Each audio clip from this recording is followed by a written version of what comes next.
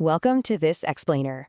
I'm your host, and today we're venturing into a world that operates on a scale so incomprehensibly small, it honestly feels like science fiction. We are talking about the mind-bending reality of manufacturing nanoscale technology.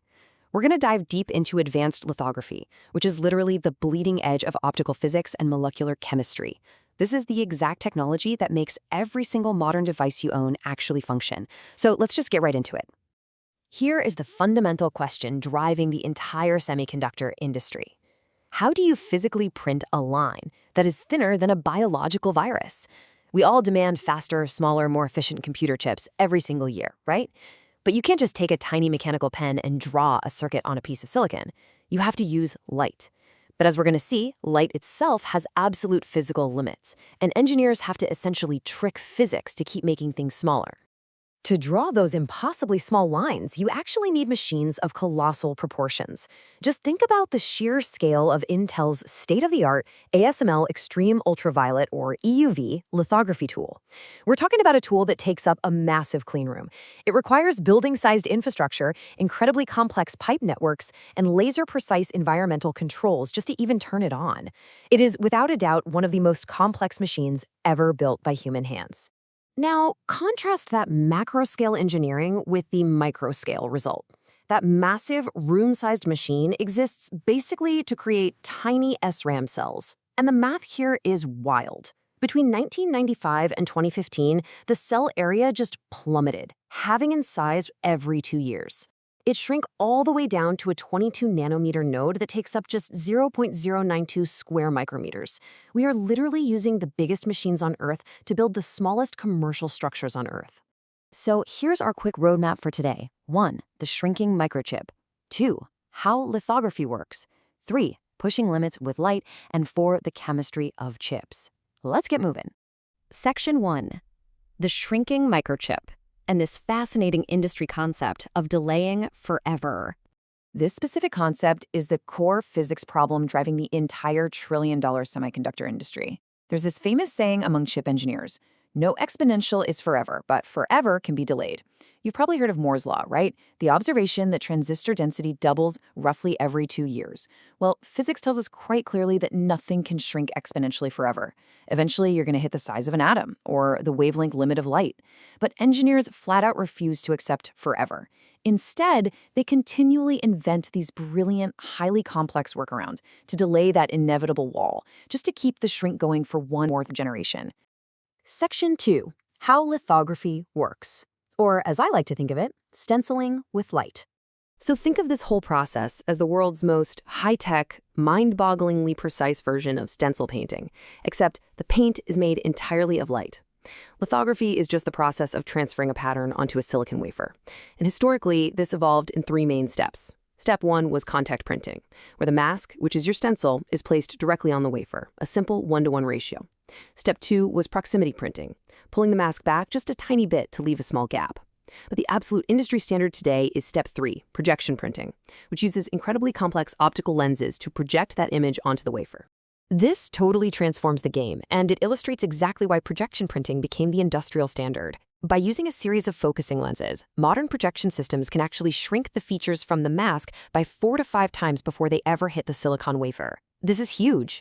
It means the physical mask you manufacture can have features 4 to 5 times larger than the tiny circuits you actually want printed on the chip. That makes the mask way cheaper to write, and because it physically never touches the wafer, you get minimal wear and tear. It's a massive win-win. Section 3. Pushing limits with light. Let's get into the actual physics of shrinking. Okay, so putting lenses between the mask and the wafer introduces a whole new set of physical challenges. When you project light through a tiny mask, the light diffracts, it bends, and it spreads out. To get a sharp, perfectly tiny image on the wafer, your lens needs to catch as much of that spread out light as possible.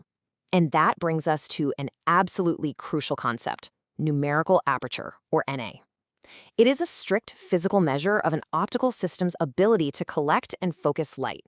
The equation is simply n times the sine of alpha, where n is the refractive index of whatever medium the light is passing through, like air or water. Think about how the light behaves as it passes through the aperture, which acts as our mask. It diffracts, fanning out in a cone shape. Your focusing lens needs to be wide enough to actually capture those diffracted rays. A wider lens means a higher numerical aperture, and simply put, the more diffracted light you can successfully collect, the sharper and smaller the image you can successfully print onto that image plane. So the entire semiconductor industry basically revolves around this one defining equation. Resolution equals the K1 factor multiplied by the wavelength of light divided by the numerical aperture. If you want to print smaller features, meaning you want a lower resolution number, you literally only have three options. You can increase the numerical aperture by building massive complex lenses, you can use a shorter wavelength of light, or you can aggressively tune that K1 factor, outsmarting physics with incredibly clever process tricks. And man, did the industry ever attack that K1 factor. The K1 factor is essentially a measure of the aggressiveness of the lithography process.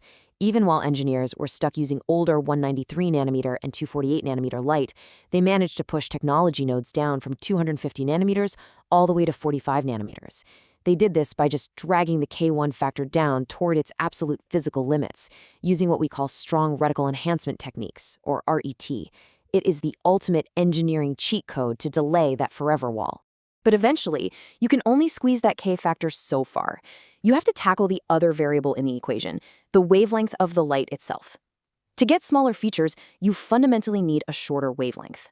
The industry originally started with high-pressure mercury vapor lamps, using the G line at 436 nanometers, and then they pushed to the I line at 365 nanometers.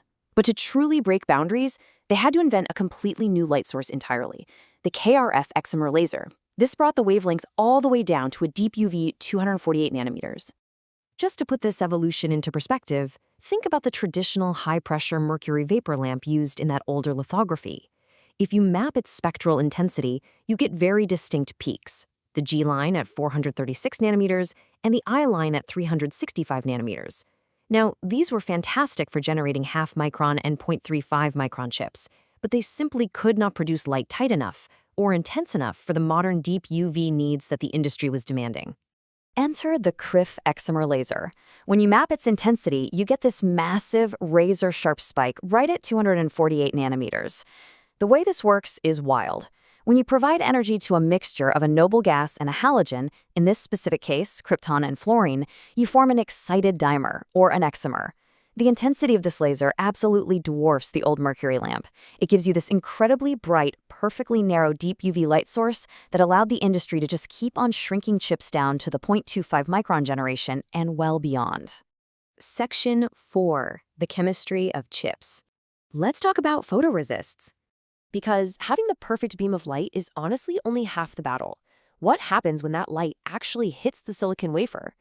To understand this, we have to zoom all the way down to the molecular level. Before the light ever hits the wafer, the silicon is coated in a highly light-sensitive chemical called a photoresist. And there are two fundamental types here. With a positive photoresist, the areas exposed to the light become soluble and they get washed away by a developer chemical, basically leaving a microscopic hole where the light hit. With a negative photoresist, the exact opposite happens. The light hardens the chemical, and the unexposed areas are the ones that get washed away. This precise chemical reaction is what reveals that nanoscale stencil pattern directly on the wafer.